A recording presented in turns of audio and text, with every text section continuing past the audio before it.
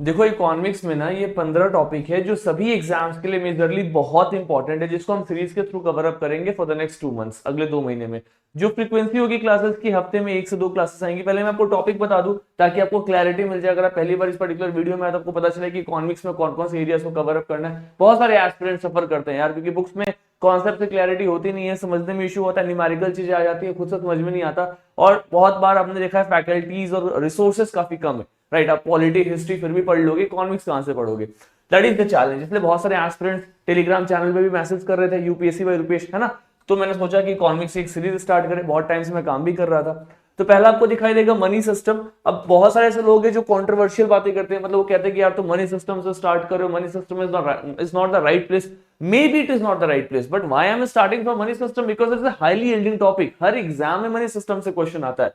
Money supply, money system, monetary policy, CSR, CRR, SLR, number of questions are there, repo rate, reverse repo, आप सभी ने questions देखा होगा। और ultimately मैं और आप यहाँ पे इसलिए क्योंकि आपका एग्जाम निकले, आपको जो थेमेटिक एरियाज आपके वो कवर हो जाए। हम पीएचडी तो कर नहीं रहे, तो हम इन एरियाज पे पहले फोकस करेंगे। स्टार्टिंग का जो पहला वीडियो आएगा वो बेसिकली आपको पता चल जाएगा यहाँ पे टॉपिक से कि इकोनॉमी का एक बेसिक फ्लो बता दूंगा, इकोनॉमिक्स में चीजें कैसे चल रही है। और हम फटाफट आ जाएंगे मनी सप्लाई के ऊपर में, evolution of money, function of money, measure of money, high power money जिसको आप एमओ कहते हो, राइट। फिर जो डिजिटल करेंसी है, क्रिप्टो वगैरह, इन सभी को अपन डिटेल में करेंगे। उसके बाद हम क्या करेंगे sir, monetary policy, which is very very important. बहुत सारे एग्जाम्स में सीधे क्वेश्चन आता है मॉनेटरी पॉलिसी को इन्फ्लेशन के साथ में जोड़ करके, या फिर आप देखो repo rate, reverse repo, CRR, SLR, MSF, bank rate, इन सभी पे सीधे स्ट्रेट डायरेक्ट क्वेश्चंस बनते हैं। तो हमारा काम क्या होगा sir, we will have to complete all this particular topics. इन टॉपिक्स को कवर अप करने के बाद में मॉनेटरी पॉलिसी अगर एक बार कमांड में आ गया तो ये मान करके चलो कि अगर आप आईएएस एग्जाम दे रहे हो तो प्रीलिम्स में 10 क्वेश्चन अगर आते हैं इकोनॉमिक्स में, सो 2 से 3 क्वेश्चन आपको मॉनेटरी पॉलिसी से देखने को मिलेंगे, जो कि आपसे सीधा सीधा लगने लगेंगे। तो जो पहला चैप्टर है कहीं ना कहीं मनी सिस्टम हम देखेंगे, इवोल्यूशन कैसे हो रहा है। और जो नेक्स्ट चैप्टर होगा वो होगा हमारा RBI and monetary policy. And RBI is a great chapter, बहुत क्वेश्चंस आते हैं, है ना। जो मॉनेटरी पॉलिसी कमेटी है जो बेसिकली इन्फ्लेशन रेट को डिटरमाइन करती है, आप सभी ने देखा होगा, lender of last resort RBI को बोलते हैं। यूपीएससी प्रीलिम्स में काफी बार इस पे क्वेश्चन बना हुआ है। So will cover out this particular stuff. Starting के 2 से 3 लेक्चर्स में हम इन दोनों टॉपिक्स को कवर अप करते हुए नजर आएंगे। इसके बाद अगर हम आगे जाएंगे तो हमें क्या दिखाई देगा सर, बैंकिंग सिस्टम। पहले मैं आपको चैप्टर का नाम बता दूं, the name of the chapter is banking, NBFC and financial stability. यहां से भी क्वेश्चन आते हैं आपको, बैंकिंग सिस्टम को लेकर के आएगा, एनबीएफसी को लेकर के आएगा, राइट। बेसल नॉर्म्स के ऊपर में सीधा सीधा क्वेश्चंस आएंगे। तो इस तरीके से यहाँ पे हमें सारे इंपॉर्टेंट एरियाज को हिट करना है। एमएसएमई क्रेडिट क्या है, बैंक रेट क्या है, everything will cover. And trust me, economics पढ़ेंगे तो इकोनॉमिक्स की तरह पढ़ेंगे, कहीं भी डेफिनेशन रट्टा नहीं मारना है। हमें हर एक पिलर को इंटरकनेक्ट करना है। सिस्टम में अगर पैसा आया, डिमांड बढ़ा तो लोग परचेस ज्यादा करेंगे, तो रेट्स बढ़ गए, इन्फ्लेशन आ गया, मतलब इंटरकनेक्टिविटी इज देयर। हर टॉपिक के बीच में कनेक्शन, आपको कहीं भी कुछ भी याद नहीं करना है। जैसे हम हिस्ट्री में याद करते हैं ना कि इस इवेंट में ऐसा हुआ था, इकोनॉमिक्स में हमें हर चीज को डिकोड करना है। That is the reason I am telling you कि बहुत बार ऐसे चांसेस है कि अगर मैं आपको बैंकिंग एनबीएफसी पढ़ाऊं तो मॉनेटरी पॉलिसी से कनेक्ट करूंगा, ताकि आपको फ्लो ऑफ इवेंट दिखाई दे, पैसा सिस्टम में कैसे सर्कुलेट हो रहा है, उससे क्या इंप्लीकेशंस है वो दिखाई दे, तब जाकर के यूपीएससी क्वेश्चंस बनेंगे। आईएएस के एग्जाम में क्वेश्चन अब सीधे मनी मॉनेटरी सिस्टम से नहीं आता, वो कनेक्ट करते, वो कनेक्ट करेंगे कहीं ना कहीं बैंकिंग सिस्टम से, कनेक्ट करेंगे सर बैलेंस ऑफ पेमेंट से। So this interconnectivity is important, that is something will cover here, ठीक है। नेक्स्ट हम जाएंगे sir, that is the financial market, जिसमें आपको सेबी और इन्वेस्टमेंट दिखाई देगा। अभी बहुत ज्यादा न्यूज में है, मार्केट कभी क्रैश हो जा रहा है, यूएस की इकोनॉमी से कैसा इंपैक्ट पड़ता हुआ नजर आ रहा है, स्टॉक्स के कैसे प्राइसेस जा रहे हैं, गोल्ड के रेट्स कितने बढ़ रहे हैं। तो इस तरीके से हाई चांसेस की कहीं ना कहीं फाइनेंशियल मार्केट के ऊपर में आपको प्रीलिम्स में एक आध क्वेश्चन देखने को मिल जाए, सभी एग्जाम्स में। इवन यूपीएससी के जो भी अदर एग्जाम्स है, सीडीएस होती है, वहां पे आपको क्वेश्चन देखने को मिल सकता है, स्टेट पीएससी में भी देखने को मिल सकता है। फिर हम आएंगे sir, union budget and taxation system, एक ऐसा टॉपिक जो हमेशा से हाईली यील्डिंग रहा है। बजट हर साल आता है, बजट के इंपॉर्टेंट कंपोनेंट्स कौन कौन से, और टैक्सेशन सिस्टम कैसे काम करता है, डबल टैक्सेशन ऑफ बॉन्ड क्या होता है, जीएसटी के प्रोसेस में कैसे इवोल्यूशन देखने को मिला। अभी जीएसटी रेट्स को कम किए गए हैं, तो क्या ये जीएसटी रेट्स को कम करने से लोगों को जो फाइनल प्राइसेस में चेंज देखने को मिलता है वो मिल रहा है या नहीं मिल रहा है। कहने का मतलब ये है कि सर पहले कोई चीज 100 रुपए की आ रही थी, इस पे गवर्नमेंट ने सपोज करो सर 28% टैक्स लगा दिया था, तो ये हो गई थी 128 रुपए की। अब गवर्नमेंट ने इस 28% टैक्स को कम करके 5% लगा दिया, तो क्या अब ये चीज 105 में मिल रही है, फिर अभी भी कंपनी इसको 128 में ही बेच रही है और कंपनी मुनाफा कमा रही है? ऐसा होता है ना। तो इसके लिए पहले एक एंटी प्रॉफिटिंग एजेंसी कुछ करके बना हुआ था, इसको बाद में स्टक डाउन कर दिया गया है। तो ये चीजें काफी न्यूज में है, राइट। तो इन चीजों से रिलेटेड कौन कौन से चेंजेस देखने को मिल रहे हैं, वो चेंजेस ग्राउंड पे इंप्लीमेंट हो रहे हैं नहीं हो रहे, तो वहां पे आपको पता चलेगा सर ये टैक्सेशन सिस्टम वाला चैप्टर काफी हाईली यील्डिंग आपको दिखाई देगा, न्यूज में भी रहा है। So that is the reason why we have to cover this particular topic very well.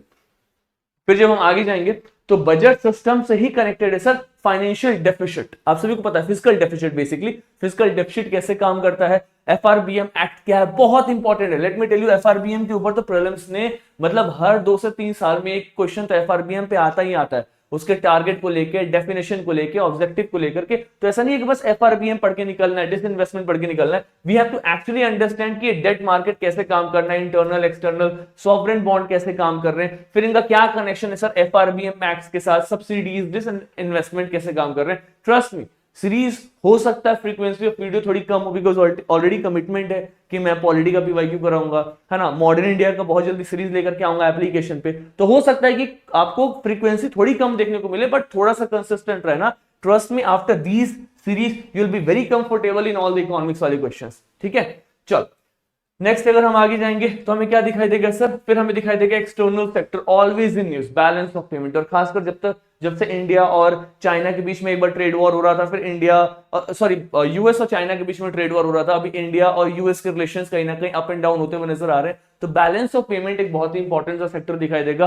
Tariff बढ़ा दिया गया, 50% टैरिफ लगा दिया गया इंडियन प्रोडक्ट्स पे, राइट, उसका कैसे इंपैक्ट पड़ रहा है, गोल्ड प्राइसेस कैसे बढ़ रहे हैं, मार्केट क्यों क्रैश कर रहा है। बहुत ही इंपॉर्टेंट सा चैप्टर है, हमेशा न्यूज में होता है, चाहे उसमें आप एफडीआई उठा लो, एफपीआई उठा लो, ओडीआई, जितने भी अलग अलग सेक्टर्स ऑफ इन्वेस्टमेंट है यहां से क्वेश्चन आते हैं। फॉरेक्स रिजर्व के ऊपर में क्वेश्चन आता है, फॉरेस्ट रिजर्व से कैसे डॉलर के जो रेट्स है उनमें वेरिएशन देखने को मिल रहा है, इंडियन करेंसी कैसे कमजोर हो रही है, मजबूत हो रही है, सीधा सीधा रिलेशन इन चैप्टर्स में। Will be covering out this particular topic. इसके बाद अगर हम अगले टॉपिक पे जाएंगे, सो that is the agriculture and food security. अब देखो ये कुछ ऐसे टॉपिक्स है जो प्रीलिम्स में क्वेश्चन आते, थोड़े कम आते लेकिन आते, राइट, थोड़े मेंस टाइप के टॉपिक्स है, but we have to cover this topic because ultimately जब हम एग्रीकल्चर देखें तो अब देखो 2020 में आईएएस के एग्जाम में एग्रीकल्चर के ऊपर में 5 से 6 क्वेश्चन पूछ दिया था। अब सब लोग शॉक्ड थे कि एग्रीकल्चर कहां से पूछ दिया, इकोनॉमिक्स का ही पार्ट है, पूछ सकता है वो एग्रीकल्चर से, हो सकता है 2026 में 27 में एग्जाम में रिपीट कर दे वो trend.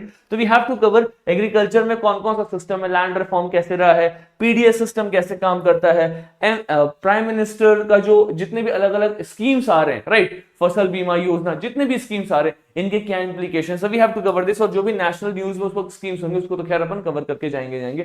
That is how things are going to be. अगला टॉपिक क्या होगा sir, next will be going with the industry MSME, वही वाले चैप्टर से इंडस्ट्रियल पॉलिसी देखेंगे, कौन कौन से मॉडल ऑफ इन्वेस्टमेंट होते हैं, पब्लिक प्राइवेट पार्टनरशिप और कौन कौन से मॉडल हैं, राइट। इसके साथ साथ में banking, health care, education, tourism, IT, जितने भी सर्विसेज सेक्टर उसको हमें देखना है। मेंस वाले टॉपिक है बट प्रीलिम्स में यहाँ पे एक आध क्वेश्चन अपने को दिख जाते हैं। इन सभी टॉपिक्स में एक टॉपिक जो आपको बहुत इंपॉर्टेंट दिखाई देगा that is the macro economic, और एक आपको माइक्रो इकोनॉमिक, ये दोनों भी इंपॉर्टेंट है। जैसे आप देखो यहाँ पे GDP, GNP, NDP, NNP, real, nominal, क्या डिफरेंसेस है। अब प्रीलिम्स में ना 1 से 2 क्वेश्चन इस एरिया से हिट करता है। मैं आपको इंपॉर्टेंट थेमेटिक एरियाज बता रहा हूं कहां से प्रीलिम्स में क्वेश्चन आएगा। एक क्वेश्चन के आसपास में आपको जीडीपी वाले टॉपिक से दिख जाएगा, ठीक है। 1 से 2 क्वेश्चन बेसिकली आपको मनी सप्लाई से दिख जाएगा, ठीक है। 1 से 2 क्वेश्चन आपको बैलेंस ऑफ पेमेंट से दिख जाएगा। एक आध क्वेश्चन हर साल आपको बजट, और बजट के साथ साथ में जो एफआरबीएम और जो भी फाइनेंशियल स्टेबिलिटी वाले मार्केट्स है इन एरिया से हिट करता हुआ एक आध क्वेश्चन दिख जाएगा, ठीक है। 1 से 2 क्वेश्चन आपको दिख जाएगा जो स्कीम्स न्यूज में हो। एक क्वेश्चन आपको हर साल इन्फ्लेशन के ऊपर में, इन्फ्लेशन, डिफ्लेशन, इन्फ्लेशन के टाइप्स, डिफ्लेशन के टाइप्स पे दिखता हुआ नजर आएगा। तो मोटा मोटी ऐसे टॉपिक्स ही देख लो ना, तो इकोनॉमी में 60% वेटेज तो यही टॉपिक्स लेकर के बैठे हुए। हम क्या कर रहे हैं सर, हम उन टॉपिक्स पे सर फोड़ रहे हैं जहां पे वेटेज कम है, उनमें हम बहुत टाइम इन्वेस्ट कर रहे हैं। That is not going to be the purpose of this particular series. In fact अगर आप लोगों ने मेरे से पॉलिटी का सीरीज देखा हुआ है तो 25 क्लास में मैंने वो पॉलिटी के टॉपिक्स कवर अप कराए हैं जो बाकी लोगों ने 100 घंटे में कराए हुए, 200 घंटे में कराए हुए। लेट मी टेल यू, वो टॉपिक्स उतने ही इफेक्टिव है, बट उस पे method of teaching is very different. मैंने कट टू कट वही पॉइंट्स को बताए हुए जहां से एग्जाम में क्वेश्चन आता है, लिटरेचर वो कट डाउन किया हुआ है। उससे अगर कम करेंगे तो कंटेंट कॉम्प्रोमाइज हो जाएगा। यहां पे भी इतना कराऊंगा, इतना सा काम हो जाएगा, इससे कम नहीं कर सकते। But these are the highly yielding important topics. But only one thing I want from all of you is that you guys will be very consistent with this series. अगर आप चाहते हो, genuinely चाहते हो कि इकोनॉमिक्स को मैं एक अच्छे लेवल पे लेकर के आऊं, मैं ये नहीं कहूंगा कि मैं ऐसे इकोनॉमिक्स पढ़ा दूंगा कि 10 के 10 क्वेश्चन से हो जाएंगे, लेकिन इतना जरूर कह सकता हूं कि अगर आपको इकोनॉमिक्स का ई भी नहीं पता, कुछ भी नहीं पता, तो इतना तो तैयार कर दूंगा कि 10 में 6 से 7 क्वेश्चन यूपीएससी का सही करके आओगे। इस लेवल तक लेकर के आ जाऊंगा बिकॉज मैंने खुद से किए हुए इतने क्वेश्चन सही, ठीक है। That is what I can do for all of.